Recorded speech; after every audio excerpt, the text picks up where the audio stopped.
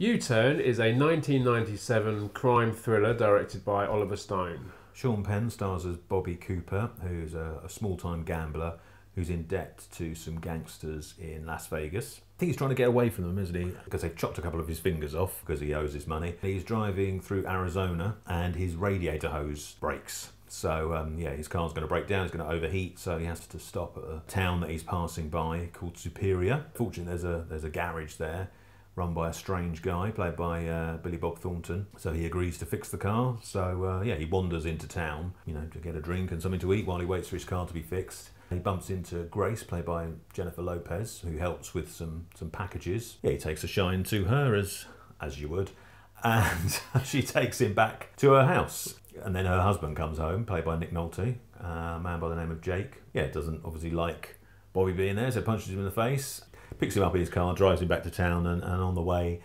offers him some money to kill Grace. So obviously Bobby needs some money, doesn't really want to kill anyone, particularly not Grace, as he's taken a shine to her. Then Grace wants him to kill Jake. It's a whole kind of double-crossing, backstabbing kind of thing in a town that's filled with many, many bizarre characters. And Bobby just wants to get away in the end.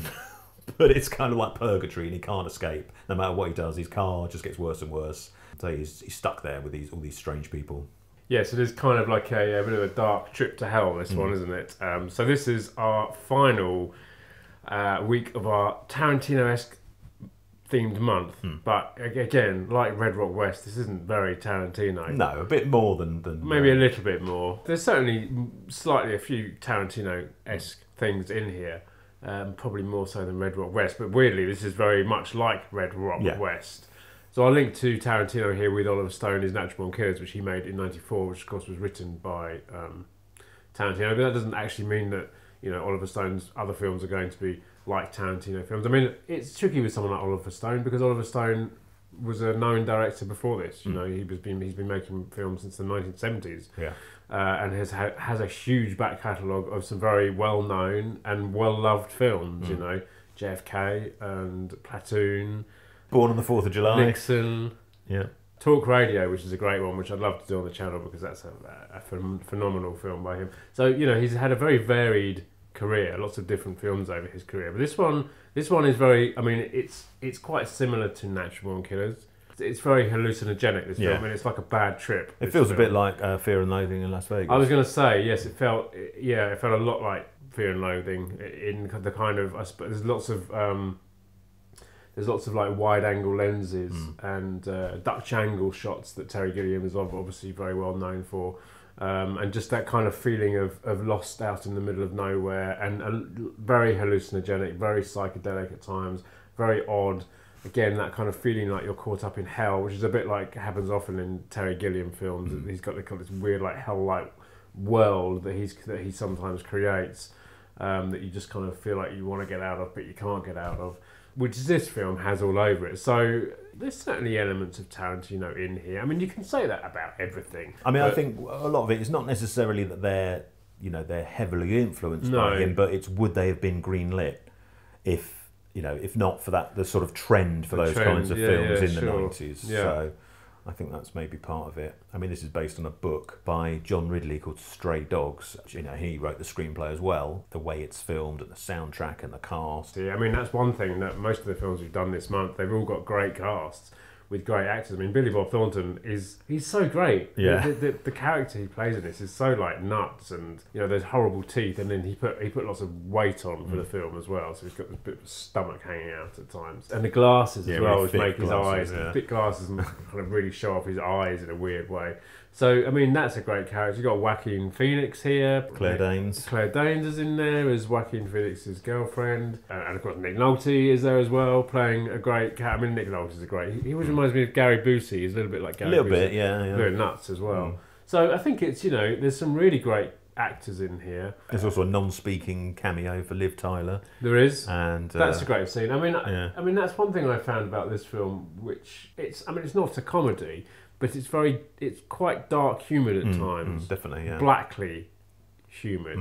I mean, I think I was thinking about it while I was watching it, that when we did Very Bad Things, I made the mistake of suggesting that American films aren't usually that. I mean, we're very good at doing black comedy in this country, in the UK. But they have a different kind of black comedy. But I think this one, there is a kind of a black humour running through this film. Yeah. It's twisted. And also in that scene with Liv Tyler is Laurie Metcalf. That's, again, when I was thinking of humour, that's quite a funny scene actually, because he's trying to get this bus ticket because he's desperate to get out of this town and he doesn't have enough money for it, and he's just trying to get this ticket, and he's getting quite intense and angry at this point. A lot of people out there say it's kind of like a poor man's Red Rock West. It's not as good as Red Rock West, and it's not. But they're both very different films. I mean, they're both, and again, we spoke about this last time with Red Rock West. This is possibly closer to noir, neo-noir. This is a typical kind of noir story. And in fact, if you go back to the 40s and 50s and you think of films like Double Indemnity and A Postman Always Rings Twice, they're both films where the murder of a loved one or a spouse kind of comes into the plot. And then you've got your femme fatale and your drifter. I mean, The Postman Always Rings Twice is as a drifter that comes into the town, falls in love with a woman. Obviously, that was remade with Jack Nicholson.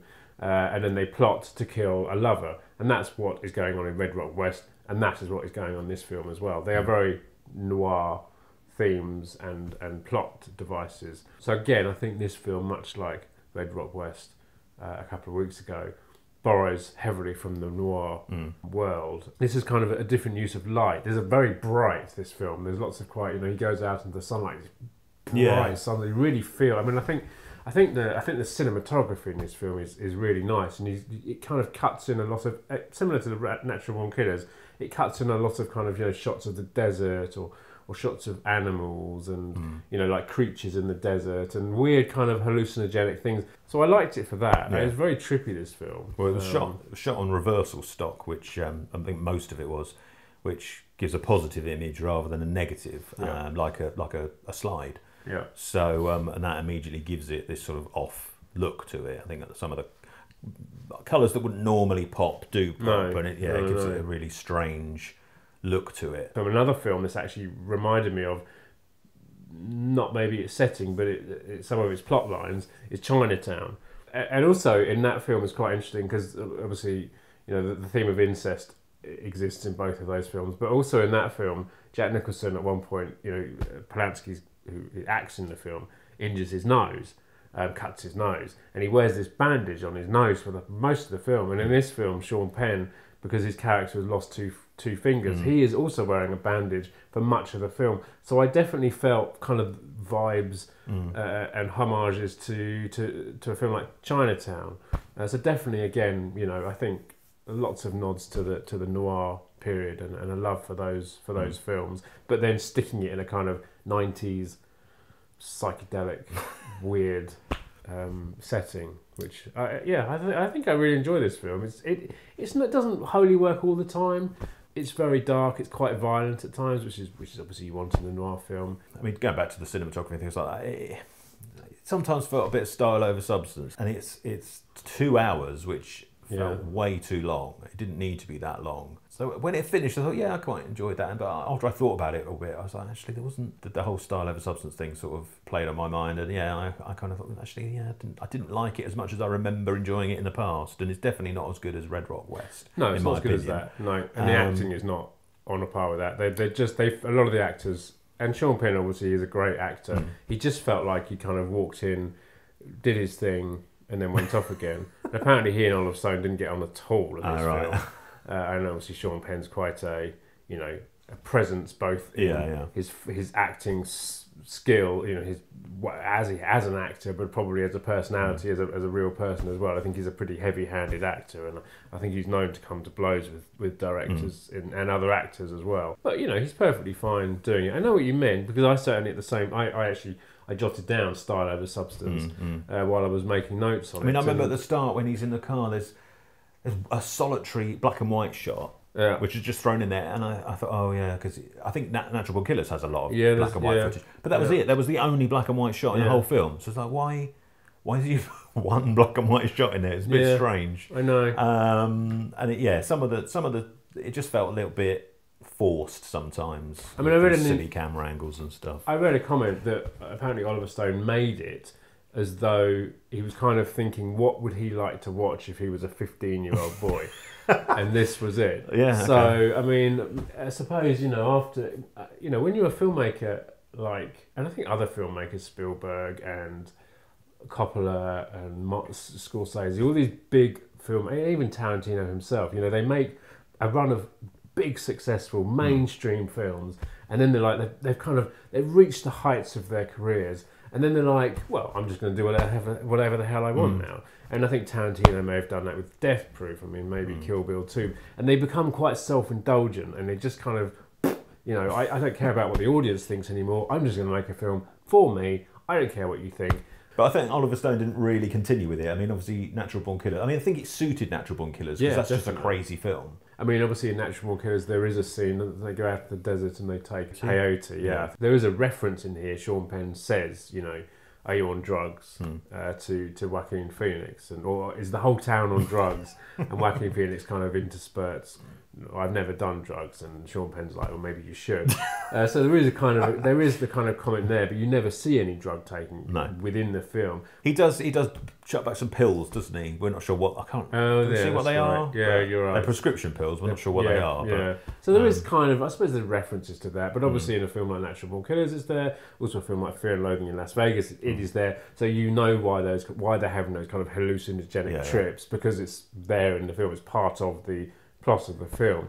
Here, it just feels a little bit kind of tacked on somewhat. But I went with it because I do like that in cinema. I love that kind of those trips that the cinema can take you on. I mean, I did read there's a sort of unofficial peyote trilogy with The Doors, Natural Born Killers, and this. Okay. So, I mean, they also have quite a lot of Native American symbolism and characters in them. Well, obviously, Jim Morrison, you know, he witnessed a car crash with some Native Americans and believed that the soul of one or some of them entered his body at that point, and that's, you know, and he had a sort of strong connection to that. I mean, I think the film probably overplays it a bit, and maybe he didn't believe that quite so much as the film makes out, but it's certainly there. And, you know, there's a scene on stage where, you know, he's dancing around, and then there's like ghosts of Native Americans dancing around with him. And obviously Natural Born Killers, again, I mean, I haven't seen that for a long time. There's definitely some Native American stuff in that as well. Either. And this, well, you've got John Voight, who plays a Native American. I mean, at the time, you know, again, it's one of these things where at the time, you know, 20, 25 years ago, you don't really think about it. No. But now it's like, I understand now why, you know, minorities feel that they need more representation, because why is John Voight playing a Native American? Why couldn't they get a Native American actor to play a Native American, or just not have him be a Native American? You know, I know there's not a huge amount of Native American actors, but would it have been impossible to find one? Back then, it didn't really occur to me, but now... Yes, because he's also a Vietnam vet, who he claims to be. But then he's got to sort of spout some sort of philosophical, existential stuff, which, you know, is kind of a bit of a Native American cliche, isn't it? Exactly, yeah. So, you know, I'm not going to sort of put the film down for that, because it's, you know, it's in the past. That's just the way it was. But it makes me realise, when I rewatch these films from, you know, 20, 30 years ago, it makes me understand why there is this desire for people to be better represented, and for races to be portrayed correctly. You know, when you think about it, you think of like John Wayne being Genghis Khan, you know, back in the 50s or whenever that, which is completely ridiculous. But that's what you think of when you think of sort of a whitewashed role. But it's actually, you know, there are a lot more roles in the sort of not so distant past that why is that? Yes, it's got quite an interesting soundtrack as well. We've got Johnny Cash in there, who I think, obviously Joaquin Phoenix went on to play Johnny Cash a few years later.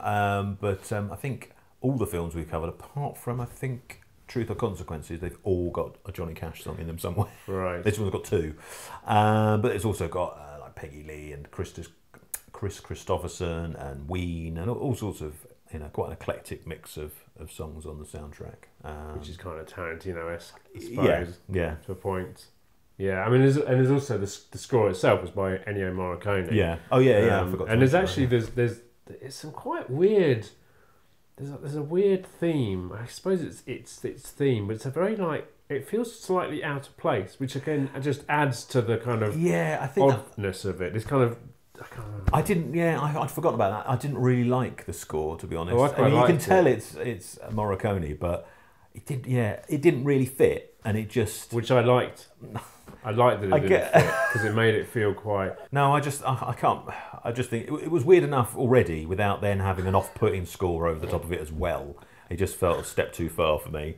But you know, that's fair enough. I really, because I love. I mean, you love music as well, but I love so much. You know, I go quite eclectic with my music, which I'm sure a lot of you have noticed with some of the T-shirts I wear. So I'm often listening out for music in films, and there's some really great film composers, and there's some weird ones. Obviously, Ennio Morricone, died last year, and as one of the greatest. I went with it. I enjoyed it because it was a bit off kilter, and it kind of made the film a bit.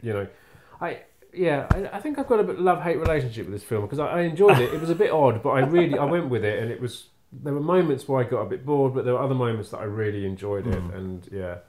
No, I think there's some great scenes, but I think it's a bit flabby. It could have done tightened up maybe. Yeah, a bit sort of 20 minutes shaved off it. I think. Yeah. Because it was a little bit overlong. But we have this film on. You have this film on DVD. I've got it on DVD. I mean, I actually watched it on Amazon because it's on Amazon Prime at the moment, in the UK anyway. So that's how I watched it. There you go. So there's no extras, unfortunately, unless you call interactive menus an extra. Oh no, it does have theatrical trailer and filmographies. Woo! So, but yeah, I mean, I think because the picture on Amazon looked quite rough, but I think that is more to do with the way it was filmed and the film stock that was used, rather than a sort of an issue with the actual transfer. I mean, it has been released on Blu-ray in the US and a couple of other countries, but it's not widely available. In the US one was released by Twilight Time, and I think most or all of their stuff is always limited edition. So yeah, you'd have to pay ridiculous money for it now. So but I'm surprised, as it is an Oliver Stone film, I'm surprised it hasn't been released more widely. But yeah, the DVD is not hard to find, and yeah, it is streaming at the moment in the UK on Amazon. I enjoyed it, and it's strange.